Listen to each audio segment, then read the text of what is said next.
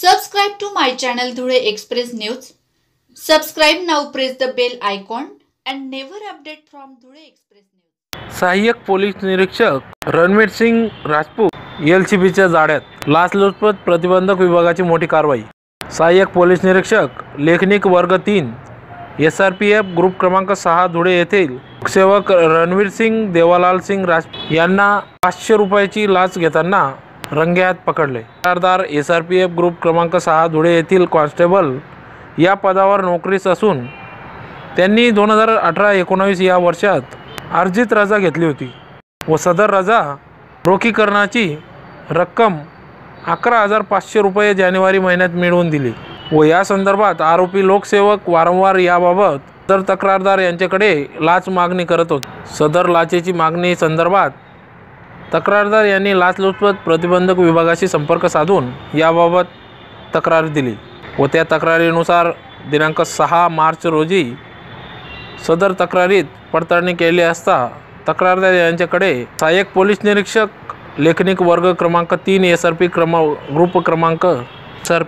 Group क्रमांक 6 धुळे यांनी 500 रुपयाची लाचेची मागणी केली।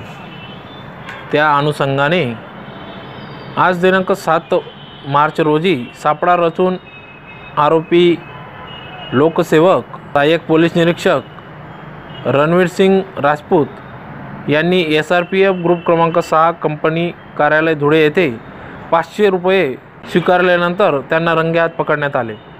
सदर बाबतीत तालुका पोलीस स्टेशन येथे गुन्हा नोंदवण्याची प्रक्रिया सुरू होती।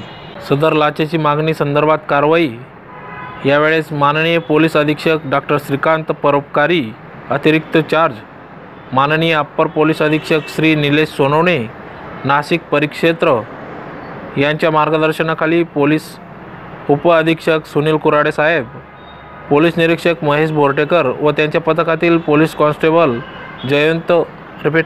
जयंत साडवे, संतोष हिरे, संदीप सरग, सुधीर सोनवणे, कृष्णकांत वाडिले, शरद काटके, कैलास जोहरे, प्रकाश सोनार, प्रशांत चौधरी, भूषण खलानेकर, संदीप कदम, सुधीर मोरे या सर्व पथकातील कर्मचाऱ्यांनी या ठिकाणी कारवाई केली। लाचलुचपत प्रतिबंधक विभागातर्फे धुळेमार्फत सामान्य जनतेस आवाहन करण्यात येते की ज्यांच्याकडे शासकीय कामाकरिता शासकीय अधिकारी कर्मचारी लाचेची मागणी करत असतील तर त्यांनी तात्काळ लाचलुचपत प्रतिबंधक विभाग यांच्याशी संपर्क साधावा असे आवाहन करण्यात आले आहे।